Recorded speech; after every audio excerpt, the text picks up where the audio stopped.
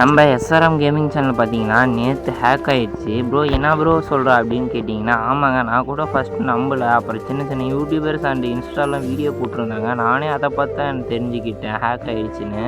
லைவில் பார்த்தீங்கன்னா பேசியிருப்பார். ஸோ அதை பார்த்து ஒரு நிமிஷம் எனக்கெல்லாம் கண்ணெலாம் கலங்கிடுச்சு. ஸோ அந்த வீடியோ இப்போ பார்த்துருவாங்க. அப்புறம் என்ன நடந்துச்சுன்னு நான் உங்களுக்கு சொல்கிறேன். அதேமாதிரி இப்படி ஒரு வீடியோ லைவ் வரக்கூடாது அப்படின்னு நான் நினச்சிட்டு இருந்தேன். இப்படி ஒரு லைவுக்கு நான் வந்துட்டேன். என்னமோ என்ன பேசுகிறேன்னு எனக்கு புரியல.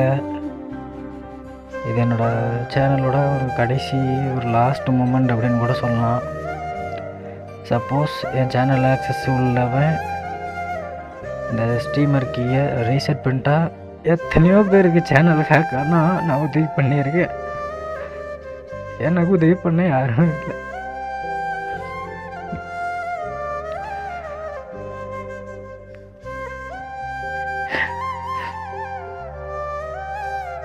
இந்த மாதிரி ஒரு சூழல்லாம் வரும்னு நினச்சி கூட பார்த்து வரணும்.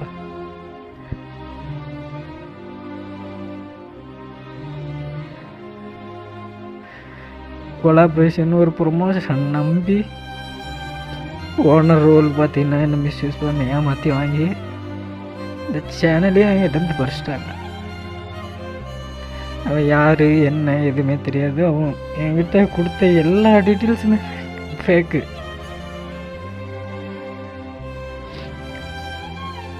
இந்த ஒரு நிலைமையில் நான் நானே ஒருத்தனுக்கு சேனல் எடுத்துகிட்டு போவோம் அப்படின்னு சொல்லி கொடுப்பேன் அப்படிங்கிற ஒரு நிலைமை எனக்கு வரும்னு நினச்சி கூட பார்க்கல. 6 வருஷம் நண்பா குருவி சேர்க்குற மாதிரி ஒவ்வொருத்தராக சேர்த்து இவ்வளோ பெரிய இடத்துக்கு என்ன பயணும், அதை தக்க வச்சுக்கிற தகுதி எனக்கு இல்லை. ஸோ நீங்களே பார்த்துருப்பீங்க எஸ்ஆர்எம் ப்ரோ லைவில் எப்படி எமோஷனல் ஆகி பேசியிருப்பாருன்ட்டு. ஸோ அதை பார்க்கும்போது சத்தியமாக சொல்கிறேன் எனக்கே ஒரு நிமிஷம் அப்படி இருந்துச்சு.